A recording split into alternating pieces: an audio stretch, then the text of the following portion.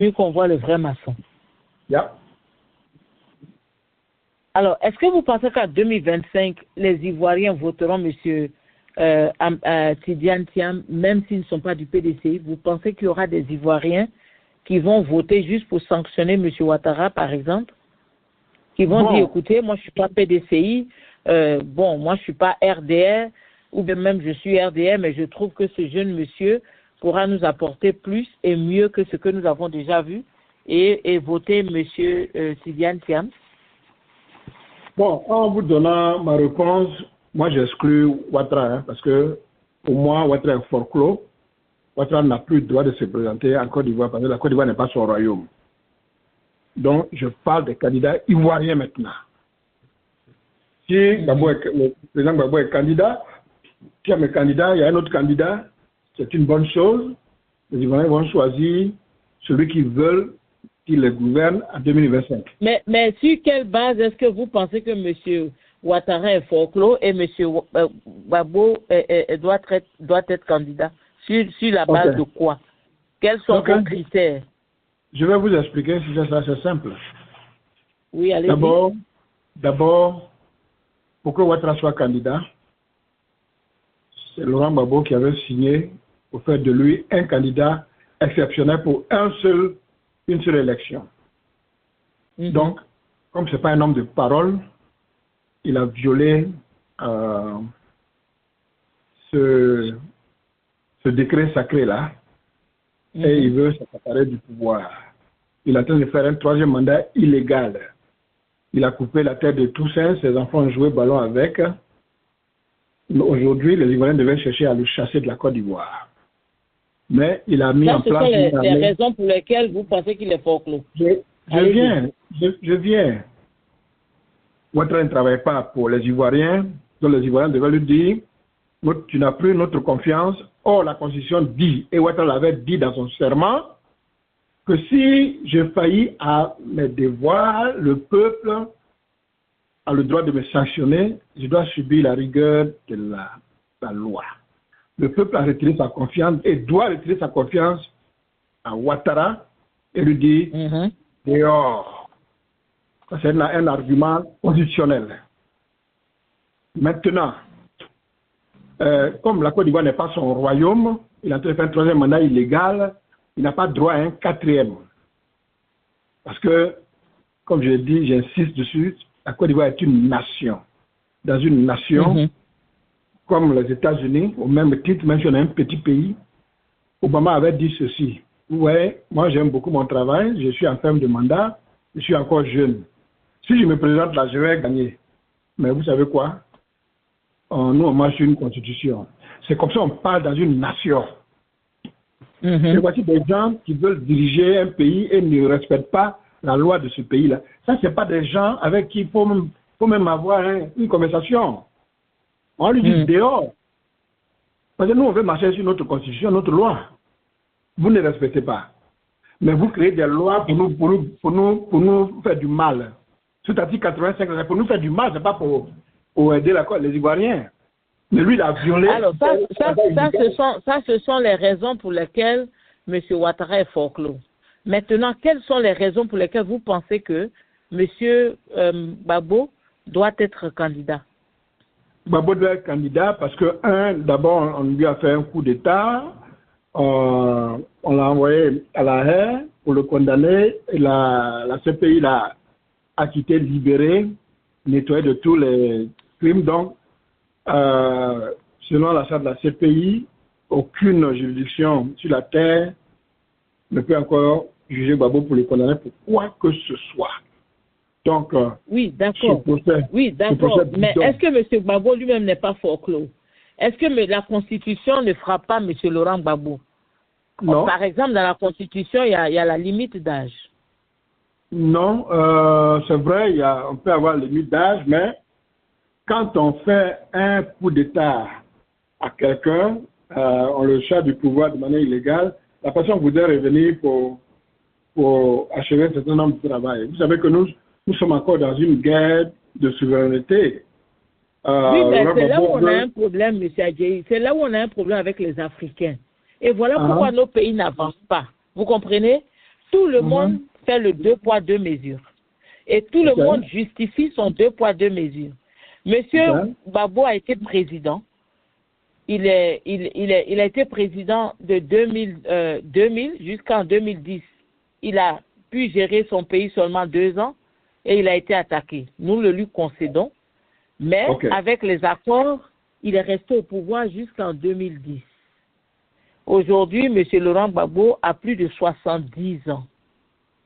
M. Ouattara a 83 ans, bientôt 84. Mais pourquoi est-ce que vous allez nous dire, est-ce que le fait qu'il soit allé à la CPI et qu'il soit revenu, est-ce que ça, ce sont des raisons valables pour qu'il soit candidat d'un pays? Vous savez, c'est ça. Nos pays sont en train d'être construits. Nous sommes en train de construire notre démocratie. Mais il y a une chose qui est importante. Nous devons garantir notre souveraineté et c'est une certaine classe de personnes qui peuvent, d'une manière, qu'est-ce que je pourrais dire? Parce que vous savez, quand les vieux sont là, souvent l'agresseur a peur. Si malheureusement Bédié est mort, mais c'est Bédié et Laurent Gbagbo qui allaient garantir la souveraineté de la Côte d'Ivoire et quand ils quittaient là, au moins le champ était libre pour la jeunesse qui montait. Et Gbagbo, il regrette cela, que la Côte d'Ivoire n'ait pas acquis sa souveraineté. Si c'est carte, il n'est pas satisfait. Mais c'est dans le bien-être de la Côte d'Ivoire, on a besoin de notre souveraineté. Dans le bien-être de la Côte d'Ivoire, est-ce qu'il est le seul? Écoutez, regardez, bonsoir M. Kwasi Dunga, je viens à vous tout à l'heure. Parce que je vais aller jusqu'au bout avec M. Adjei. Et comme ça, quand je viens à vous, on va aussi aller à fond. Regardez au Burkina Faso. Le monsieur au pouvoir, il a 33 ans, je crois, ou 34 ans. C'est un jeune homme, mais qui fait du bon travail. Bien sûr. Est-ce que M. Laurent Gbagbo est incontournable pour que la Côte d'Ivoire atteigne sa souveraineté? Au Burkina, ils sont en train de lutter pour leur souveraineté. Au Mali, c'est pareil. Ils n'ont pas 70 ans là-bas. Ça, c'est vrai. Je suis Donc, d'accord. pourquoi est-ce que vous pensez que M. Laurent Gbagbo est incontournable et que sans lui, parce que si vous demandez à l'un de ne pas être candidat, vous ne pouvez pas par un tour de bâton magique, vous retournez pour lui dire non, lui il est trop vieux, mais moi mon candidat, lui il est bien. Il est aussi vieux, mais lui il a le droit. Ce n'est pas juste. Bon, et voilà pourquoi en Côte d'Ivoire, la politique n'est pas assainie. Oui, allez-y. Bon, à ce niveau, si c'est cela, je suis d'accord avec vous. Laurent Gbagbo n'est pas incontournable. Il pouvait, puis il a déjà gagné tout le monde. Il a été déjà président, il a vaincu tout le monde. Bon, il pouvait s'asseoir, nommer un remplaçant qui va être candidat. Ça, je suis entièrement d'accord. Mais si lui-même, il dit qu'il veut continuer à faire la politique jusqu'à ce, bon, ça n'engage que lui. Mais ce qui m'importe beaucoup, c'est notre souveraineté. Je sais qu'un jeune, même moi-même, je peux garantir la souveraineté de la Côte d'Ivoire. Parce que moi, je suis bon, je ne suis pas anti-français comme, je ne suis pas contre les Français, mais moi, je tiens à la souveraineté, je tiens à ma liberté et à la liberté de mon peuple et de mon pays. Parce que, ce n'est pas parce qu'on a été colonisé qu'on doit être esclave à vie. Ça, sur ça là. Moi, je ne badine pas. Vous me connaissez ici. Donc, tout le monde peut garantir la souveraineté à la Côte d'Ivoire. Ça, je suis entièrement d'accord avec vous. Voilà. Regardez, par exemple, c'est-à-dire que c'est dommage que les Africains fonctionnent de cette manière et c'est cette partialité-là qui fait que nos démocraties ne sont pas solides. Tout le monde en Côte d'Ivoire devrait se mettre d'accord que personne n'a le droit de violer la Constitution. Personne. Vraiment. Que ce soit Laurent Gbagbo ou qu'on s'appelle Alassane Ouattara ou Feu Henri Konan Bédié ou je ne sais quel autre nom légendaire, personne n'est... Voilà pourquoi les Européens, leur démocratie résiste. Parce que c'est une démocratie qui a été bouclée et aucun président n'a le droit de la manipuler. Alors dites-moi, si on est d'accord pour manipuler les textes pour que M. Laurent Gbagbo soit au pouvoir et on entend les gens dire mais autant de Ouattara, Laurent Gbagbo a pris un décret exceptionnel, donc lui aussi, il doit prendre C'est-à-dire qu'on fait des débats sans tenir compte de la loi constitutionnelle, mais quand ça nous arrange, on se plaint que les législateurs ne font rien pour remettre le président au pas. Pourtant, nous tous, nous ne sommes pas prêts à accepter ce qu'ils vont dire. On veut par exemple que le Conseil constitutionnel refoule la candidature de M. Ouattara, ce qui est normal, mais on ne veut pas parler du côté de Gbagbo Laurent. Mais le Conseil constitutionnel a aussi tous les droits de refouler le dossier de M. Gbagbo. Et il faut que les Ivoiriens comprennent ça, pour que notre pays sorte de là où il est. Il y a des jeunes gens dans ce pays comme Thiam, comme Blé Goudé. Pour refouler la candidature de Gbagbo, ça doit être sur une balle légale, ce n'est pas par rapport à leur procès tribal, sinon, politique qu'ils ont fait pour le condamner à 20 ans. Je ne sais pas si Jacques est là pour nous aider, mais je voudrais quand même savoir la date limite pour pouvoir être candidat. Parce que ça va jouer. Au-delà des considérations villageoises, hein, c'est-à-dire les règlements de compte à la villageoise, comme c'est sous l'arbre à palabre, ton frère a signé un décret, et puis tu as été président, ton frère est revenu, toi aussi tu dois signer un décret. Ah non, ton frère, il a été gentil avec toi, tu dois être reconnaissant. Il faut qu'on arrête. Que dit la Constitution? Elle frappe M. Ouattara, elle frappe M. Laurent Gbagbo. Asseyez-vous. Vous n'êtes plus candidaciable, si ça existe. Permettez-moi ce mot. Vous n'avez plus le droit à être candidat parce que. Si on veut que le Conseil constitutionnel fasse ce que les Sénégalais ont fait à Macky Sall, mais on doit s'attendre à ce qu'il le fasse aussi à Laurent Gbagbo et à Afin Guessan et à tous ces vieux de la vieille qui ont dépassé l'âge qu'il faut pour nous gouverner et qui d'ailleurs sont contaminés. Même si M. Ouattara décide de remettre M. Laurent Gbagbo sur les listes électorales, même si M. Ouattara dit j'efface tout le dossier de M. Laurent Gbagbo, il n'a aucune peine. Est-ce que M. Laurent Gbagbo ne sera pas disqualifié par la Constitution de Côte d'Ivoire? Voici la grande question que je pose. Si ça sera. Oui, permettez-lui de répondre et puis je viens vers vous. Non, oui, parce que ça fait 5 minutes vous êtes sur ce même dossier-là. Ne vous pressez pas. C'est pour vous rappeler la Constitution. Ah oui, allez-y. Oui, la Constitution dit, c'est M. Dramane Ouattara, la Constitution de 2000, sous la transition de Guy Robert, la limite d'âge pour être président, c'est 74 ans. Ok. Mais donc, si c'est 2000, Laurent Gbagbo est toujours candidable, parce qu'il a 72 ans. La nouvelle Constitution de 2016, M. Laurent Gbagbo, M. Dramane Ouattara a enlevé la limite d'âge. Il n'y a plus de limite d'âge. Et pendant la campagne, M. Aoussou Jano a fait campagne pour faire dire, pour dire à tous les gens du PDCI, aux gens du FPI les gens du FPI ont refusé de voter cette constitution avec M. Afin Guessan. Parce que pour M. Afin Guessan, cette constitution donne l'occasion à Dramane Ouattara de se représenter. C'est sur la bonne foi que Dramane Ouattara a dit que lui ne se représente pas. Parce que Ouraga lui a dit, tel que c'est écrit là, ça te permet encore d'être candidat. Il a dit non, je suis fatigué, je vais aller m'asseoir, je vais passer la main aux jeunes. C'est pour ça que les Ouraga ont accepté. Donc, la limite d'âge n'existe plus. Et Aoussou Jano a fait campagne pour dire que si Gbagbo était éventuellement libéré, il pouvait revenir encore pour être candidat et même s'il gagne pour être président. Donc la limite d'âge n'existe plus. Donc la limite d'âge ne frappe pas Laurent Gbagbo. La seule chose qui frappe Laurent Gbagbo, c'est sa condamnation à 20 ans. Qu'on demande une solution politique. Merci. Ok. Merci, M. Douga. Merci. Nous apprécions vraiment cette explication. Donc, d'accord. Alors, on revient au même problème. Donc, c'est-à-dire que demain, si moi je suis élu président de la République de Côte d'Ivoire, je peux changer la constitution pour dire que les Guéré ou les Oué doivent être présidents successivement pendant 20 mandats.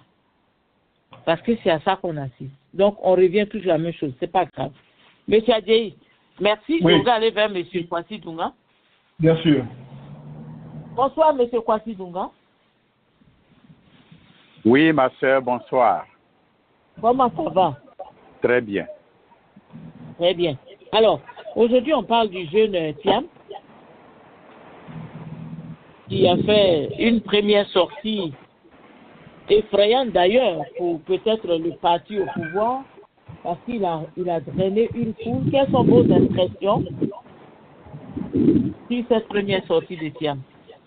Non, il faut dire que Thiam, c'est la nouvelle coqueluche politique des Ivoiriens et des Ivoiriennes. Les Ivoiriens sont très émerveillés. On considère M. Thiam comme un larron, c'est-à-dire le troisième larron, les gens qui se battent, et puis lui, il arrive. Donc, il faut le dire que les gens sont très enthousiasmés. Les Ivoiriens sont très enthousiasmés. Pourquoi?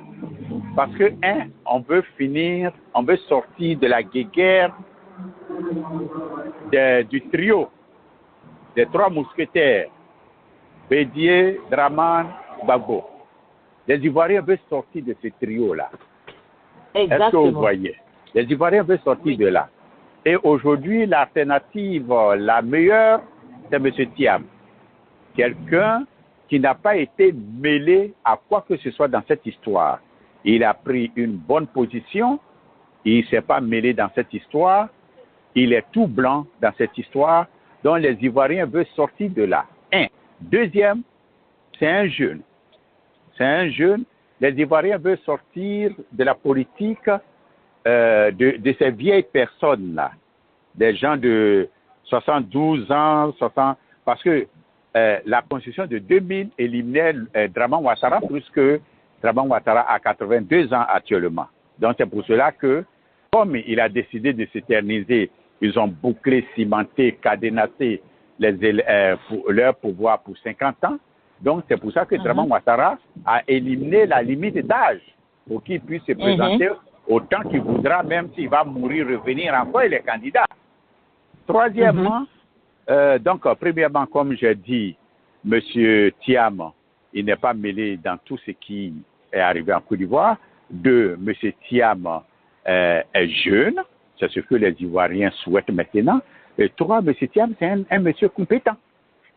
Donc, avec ces trois caractéristiques, M. Thiam est comme la nouvelle coqueluche de la politique ivoirienne que tout le monde, la majorité des Ivoiriens, veut le voir président. Et vous avez posé une question très pertinente en demandant, est-ce que si Thiam est candidat, est-ce qu'il y a des gens qui vont quitter le FPI, le PDC, le FPI, même le RDR qui vont le voter? Je vous dis oui. Si Thiam aujourd'hui est candidat, il y a des gens même du PDCI qui vont le voter. Il y a même des gens du PPACI même qui vont le voter. Il y a des gens de Afin Guessa même qui vont le voter pour ces trois caractéristiques que j'ai données sur Thiam. Donc le Thiam aujourd'hui représente un espoir pour la Côte d'Ivoire sur plusieurs plans. Et c'est un jeune qui, comme je l'ai dit la dernière fois, au tout début de sa carrière politique, en tant que ministre, monsieur a fait un programme de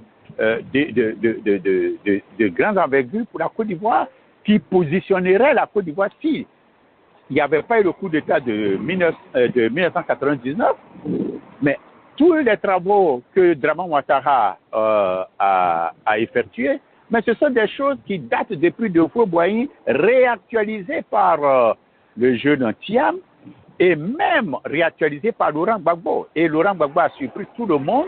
Lorsqu'il était président, il allait reprendre des vieux dossiers sous Houphouët-Boigny qui attendaient. Et ça a donné une cote de popularité à M. Laurent Gbagbo. C'est-à-dire qu'il y a la politique politicienne et quand il s'agit du développement de la Côte d'Ivoire, Si c'est un programme sous Houphouët-Boigny qui arrange la Côte d'Ivoire, il n'y a pas de raison que Gbagbo ne le fasse pas. Donc, si le programme de développement des 12 travaux de l'éléphant d'Afrique ou quoi avait réussi, mais aujourd'hui, ce n'est pas 4 ponts qu'on aurait. Parce que ça fait 22 ans maintenant. Depuis le 99, ça fait combien? Ça fait 25 ans maintenant. Ces travaux que Dramane Ouattara a fait, non seulement ça aurait été bien réalisé sous M. Konan Bédié avec son ministre Thiam, et ce serait mieux construit que ce que nous avons aujourd'hui. Le programme aujourd'hui, on parle de CIPEL, Azito. Mais c'est M. Thiam qui a fait ça. CIPEL et Azito, c'est M. Thiam. C'est le programme de Thiam. Il n'était pas président. Il était simple ministre, tout jeune, sorti de l'école, après avoir travaillé dans un cabinet d'audit, après avoir travaillé à la BMPTP ou quoi, des travaux publics. C'est lui qui a sorti ça. Donc si aujourd'hui, on a du courant, c'est parce que le Dramane Ouattara au pouvoir a liquidé toutes ces entreprises aux mains des Européens, aux mains des Français, qui n'ont pas su garantir la maintenance de, de ces centrales de production d'électricité, que nous avons connu le délestage qui a duré 6 mois dans l'année 2021. C'est parce que la compagnie à qui Dramane Ouattara a vendu tout, la compagnie d'électricité de Côte d'Ivoire, n'a pas été capable d'assurer la maintenance. Nous avons des gens qui travaillent là-bas. Nous avons des collègues qui travaillent là-bas. Ils n'ont pas assumé la maintenance. Et c'est ce qui a fait que tout est tombé en désuétude, tout ne fonctionnait plus, rien ne fonctionnait. C'est pour cela qu'il y a eu le délestage. Qu'est-ce qui s'est passé? Quand il y a eu le délestage, ils se sont mis à, remplacer, réparer les moteurs, remplacer les pièces usagées, gâtées, et tout a redémarré après 6 mois. Ce n'est pas parce que c'est pas parce qu'il y avait insuffisance de production, de productivité d'électricité, mais c'est parce qu'il y avait mauvais fonctionnement des appareils de production qui ont fait que il y a eu ce délestage-là. Donc, monsieur, pour répondre à la question que vous me posez, monsieur Thiam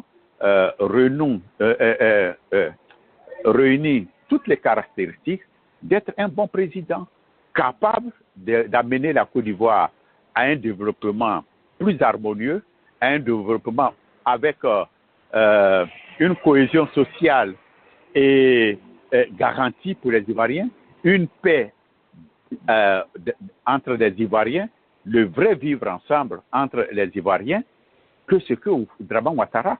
Vous pensez que monsieur, comment s'appelle, Tidiane va venir et puis va faire, rattrapage ethnique? Vous pensez que monsieur Tidiane va venir et puis il va remplir la Côte d'Ivoire, les postes administratifs avec des gens qui ne savent même pas lire et écrire, une armée de dozo? Voici la peur de M. Dramane Ouattara et de ses rebelles. Parce que tous ceux-là, on va les enlever. Ça, ils n'en ont même pas parce que voici ce qui s'est passé à la douane. Ils ont rempli la douane des gens qui n'avaient aucun niveau. Le directeur de la douane s'est levé pour faire un test. On s'est rendu compte que ce sont des gens qui n'avaient pas de niveau. Des gens qui disent ont le bac, mais qui ne savent même pas mettre S à les enfants. Le cas de la douane, M. Dougan, nous savons tous que ce sont les FRC qui ont été introduits là-bas comme récompense. Donc, oui, mais tout cela, voilà. quand M. Thiam va venir... Ouattara, maintenant, on vient leur demander des diplômes, peut-être qu'on peut se débarrasser d'eux. Mais M. Thiam, quand il va venir, il aura une purge à tous les niveaux de la société. On va enlever tous ces bonhommes-là. Et il ne faut pas qu'ils vont crier au loup. Hein. Il ne faudrait pas que ces Djoula-là, il ne faudrait pas que ces nordistes-là, ces Burkinabés, ces Maliens-là, crient au loup. Ah non, ce n'est pas possible. Ils seront épurés. Et c'est ce qui fait la peur, qui donne la crainte aux gens du RDR. Est-ce que ce mot-là n'est pas un peu, votre mot épuré, est-ce non, qu'il n'est pas un peu trop fort quand même? Non, c'est parce pas que quand on parle d'épuration, c'est très dangereux. Non, on ne tue pas quelqu'un. On vous enlève de la fonction publique parce que vous occupez illégalement un poste administratif. Ça s'est arrivé quand nous étions à l'ESCI. Lorsque Draman Ouattara a cédé l'ESCI à la CIE aux Français, mais quand ils sont venus, ils ont fait un test. Ils ont fait un test. Ils ont fait un test au niveau de tous les cadres. Les cadres qui n'étaient pas compétents, ils les ont enlevés. On leur a demandé d'aller à la retraite. Parce qu'à l'ESCI, au temps de Conan Lambert, tu pouvais rentrer ouvrier et puis sortir cadre. Donc, quand ils sont venus et qu'ils ont vu des choses comme ça, ils ont dit non, on va faire des tests. Mais pour rentrer ouvrier et sortir cadre, mais ça veut dire que tu as eu une longue carrière et tu as eu beaucoup de formations. Tu es parti faire des formations professionnelles en France, au Canada, ceci, cela. Et ces gens-là, ce n'étaient pas forcément des baoulés. C'était des gens compétents qui avaient près de 20 ans de carrière, 15 ans de carrière, qui pendant tout ce temps, ils sont rentrés petits, mais avec l'évolution de la technologie, ils sont allés faire des formations professionnelles en France, ils sont allés faire des formations professionnelles au Canada, ils maîtrisent très bien l'électricité. Comment ça s'appelle? Monsieur Zadi voulait les renvoyer, mais tu ne peux pas les renvoyer. Tu ne peux pas les renvoyer. Ils méritent leur poste. C'est ce qu'on va faire. Oui, évidemment, parce que s'il faut aller faire une alliance avec le PDCI pour ensuite être un adversaire du PDCI, autant laisser le PDCI tranquille, parce que le PDCI est bien parti, hein, avec ce que nous voyons. Et c'est pour ça que je vous ai posé la question de la similarité entre M. Thiam et M. Barack Obama. C'est-à-dire qu'on sent effectivement qu'il y a un vent nouveau qui souffle sur la Côte d'Ivoire, et ce vent nouveau vient du côté du PDCI. Il ne vient pas du PPACI, mais il vient du côté du PDCI. Il ne vient pas du RHDP ni du RDR, mais il vient du PDCI. Et comme vous l'avez dit tout à l'heure avec M. Dougan, il y a des personnes qui n'ont peut-être jamais fait la politique, mais qui vont voter à cause de Thiam. Bien sûr. Donc, il est bien parti pour avoir pour gagner les élections en 2025. Et c'est la Côte d'Ivoire qui gagnera. Pourquoi ne pas se mobiliser, glaner tous les quelques membres à gauche, à droite, pour grossir l'électorat de M. Thiam. Et puis maintenant, après ça, quand Ouattara est tombé, on peut revenir dans 5 ans maintenant, bon, pas M. Gbagbo, parce que dans 5 ans quand même, hein, M. Gbagbo sera comme M. Ouattara. Voilà. Oui, et revenir. Sister Sarah. Oui, M. Douman. Le sujet que vous abordez est juste, mais le sujet est précoce pour le moment. Parce que avec Draman Ouattara, il faut le battre de la manière la plus populaire qui soit. Il faut l'humilier à une élection juste et transparente. Donc, la question que vous dites, elle est précoce, c'est-à-dire qu'aujourd'hui, demander soit par exemple, parce que ce que vous êtes en train de dire, nous tous on partage cela, de dire au PPACI, ok, il faut se soit à votre démarche personnelle, ralliez-vous au PDCI, supportons M. Thiam. En politique, ça ne marche pas comme ça. Parce que, d'abord, M. Thiam n'est pas le candidat attitré du PDCI. Il n'est pas encore le candidat choisi. Ce sont pour le moment, on fait des calculs qu'il sera le candidat du PDCI. Mais pour le moment, il n'est pas encore choisi.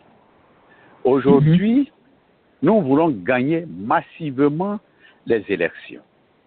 Non seulement nous voulons gagner massivement les élections, mais nous voulons aussi préserver l'avenir.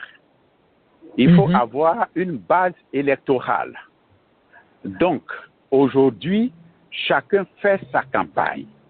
Chacun ratisse le plus large possible. Nous avons vu les sorties du président Laurent Gbagbo. Nous venons de voir une très grande sortie à Soubré. C'est une très bonne chose. Mais la Côte d'Ivoire ne se limite pas au sud et à l'ouest. Tous les candidats depuis 2015 qui vont contre contre Dramane Ouattara, c'est au sud, à l'ouest et un peu à l'est. Personne ne va au nord.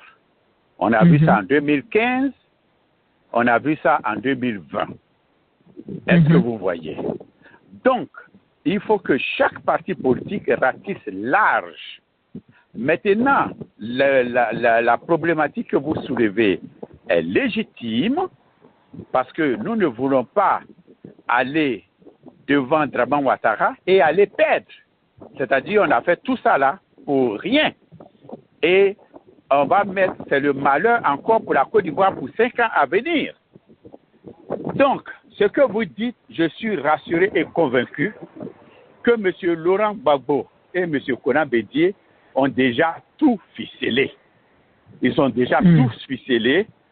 Et Gbagbo, qui est encore vivant, M. Bédié n'étant pas là, paix à son âme, M. Gbagbo était dans son village à tout hasard et on a vu que M.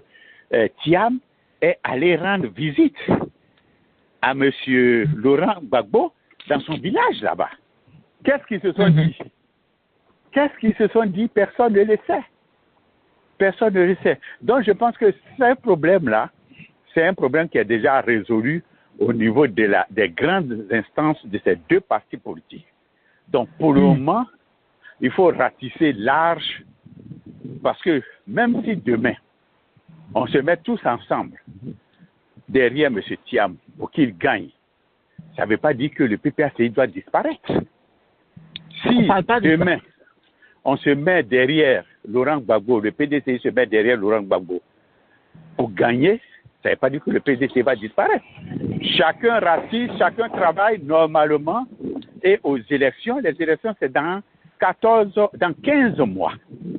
Aux élections, lorsque le PDCI aura choisi son candidat et à l'approche des élections, je pense que les directions des deux partis vont se mettre ensemble. On ne va pas faire comme au Cameroun, où ils se sont mis 35 candidats contre Paul Biya. Paul Biya a passé les mains. Nous, en Côte d'Ivoire, on ne va pas faire ça. Je pense que les deux directions vont s'asseoir et on va reporter le vote sur un candidat qu'on va prendre.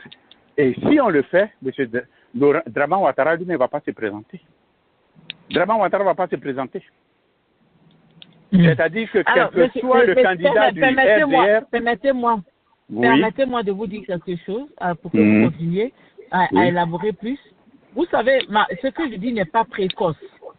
Ce n'est pas précoce parce que nous ne sommes pas en 2020 ni en 2022. Nous sommes en 2024. Et comme vous le dites vous-même, il ne reste que 15 mois pour ratifier. Vous savez, M. Ouattara a déjà posé les bases de sa victoire. Tout le monde le sait. Donc, il faut que ces partis politiques-là, qui sont en train de fonctionner un peu comme des roublards en ce moment, essaient de donner des positions très claires les uns aux autres. M. Bédié est parti. C'est vrai qu'il a parlé avec M. Gbagbo. Mais ça a changé maintenant parce que c'est Thiam. Et même si Thiam respecte M. Bédié, je ne pense pas que sa personnalité sera influencée par ce que M. Bédié aurait dit à M. Gbagbo. N'oubliez pas que M. Laurent Gbagbo avait déjà trahi le général Guy Robert.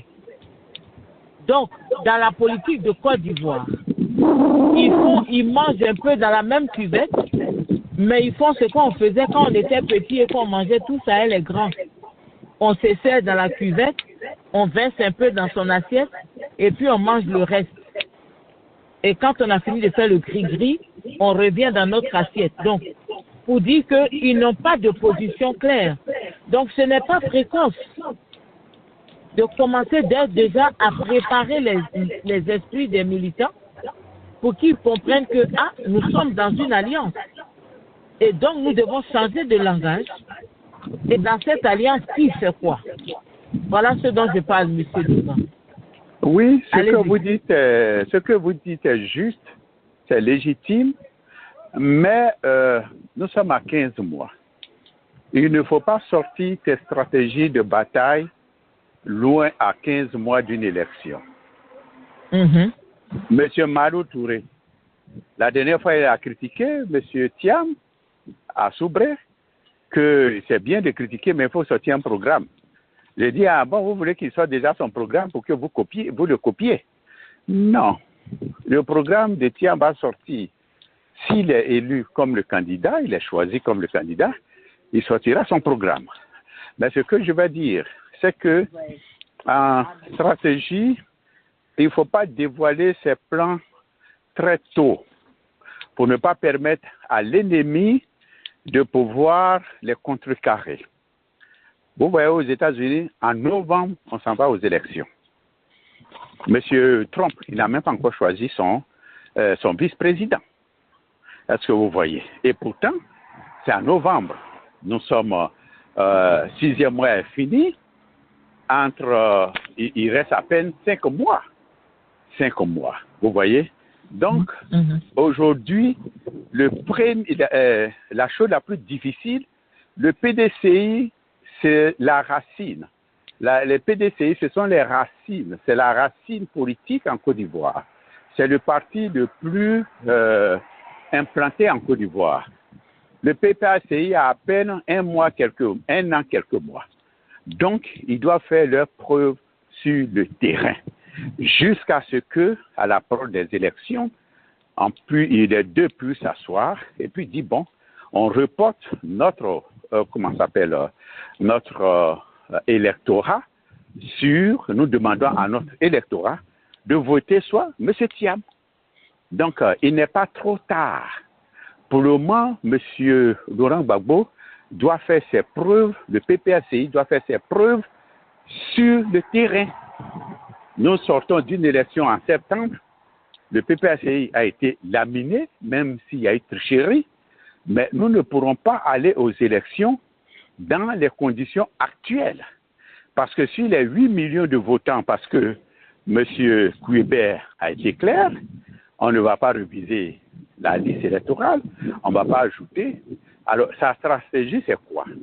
Ils font le recensement sur 2 périodes, au milieu de 2 années. Donc, de 2023-2024, ils ont déjà fait pour 2024. Pour 2023, compte pour 2024. Est-ce que tu vois? Donc, ils ont déjà leurs 8 millions de votants. Sur leurs 8 millions de votants, ils ont déjà 6 millions ils ont déjà 6 millions sur les 8 millions pour les voter. Donc, c'est fini là. Tout est calé.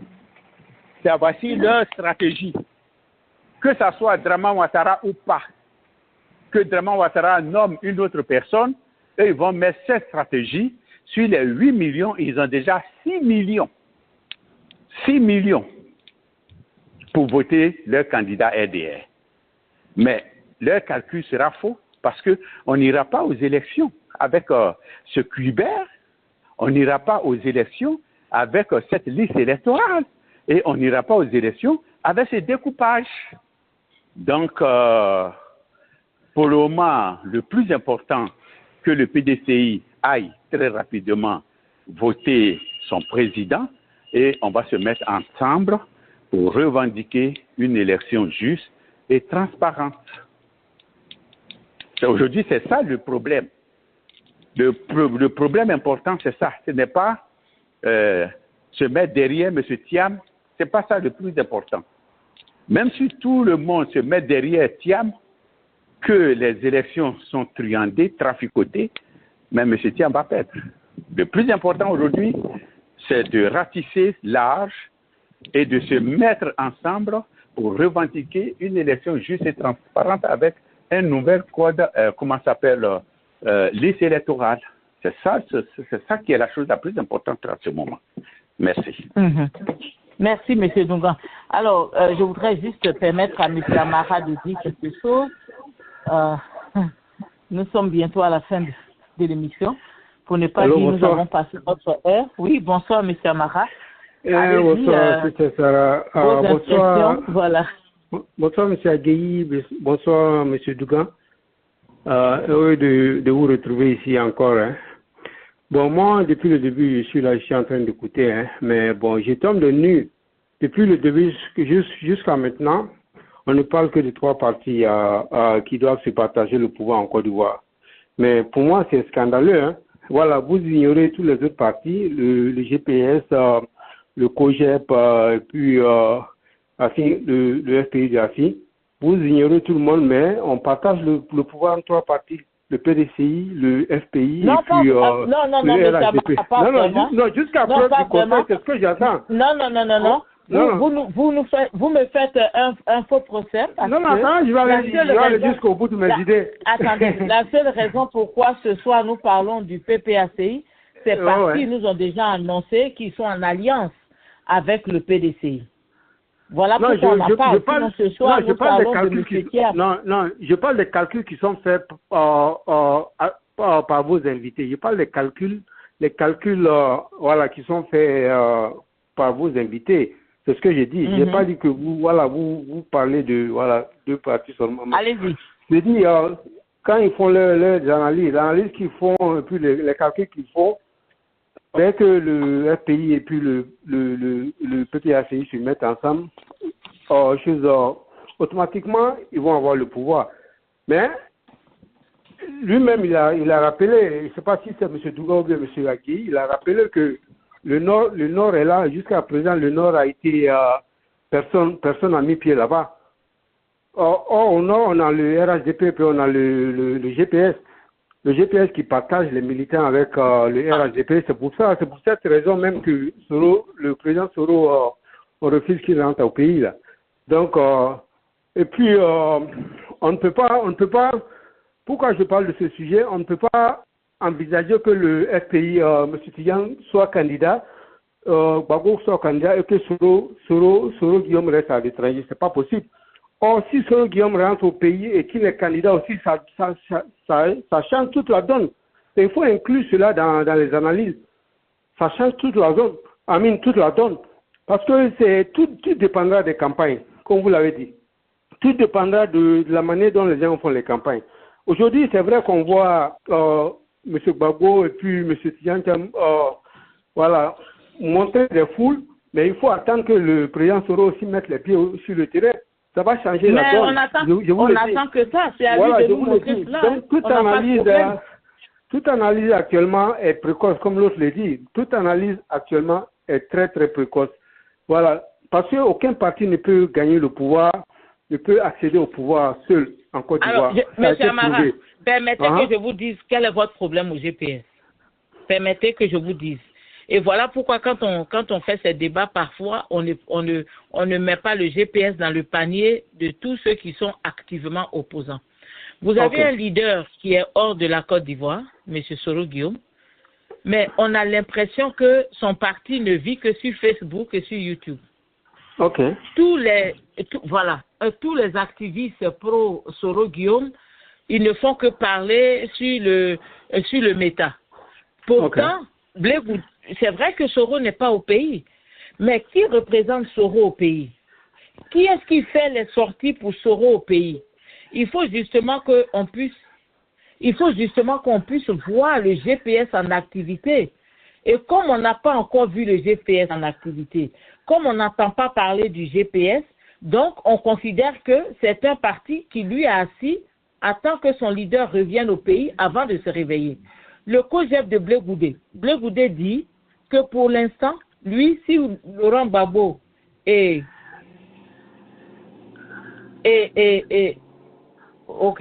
Laurent Gbagbo et M. Ouattara sont candidats, n'est-ce pas? Lui, il ne peut pas se présenter parce que ce n'est pas sa génération. Donc, on ne peut pas mettre M. Blé Goudé dans une quelconque alliance puisque pour l'instant, il ne montre pas clairement sa position. Peut-être que vers la fin, comme vous le dites, ils vont tous sortir leur carte et nous saurons. Donc, le GPS doit s'organiser. Joignez-vous à nous quand on vient tous les lundis et mercredis. Comme ça, vous serez la voix du GPS. N'oubliez pas que M. Adjei, vous connaissez son penchant. Vous connaissez le penchant de M. Dougan. Donc, quand ils parlent, évidemment, ils vont tirer le drap de leur côté. Alors, venez et puis vous allez lutter le drap avec eux. Comme ça, on va entendre parler du GPS. Mais pour l'instant, Jacques vient de m'apprendre que le GPS a été dissous, c'est ça? Voilà, c'est ce que je voulais ajouter aussi là, parce que avant la dissolution du GPS, le GPS faisait des activités.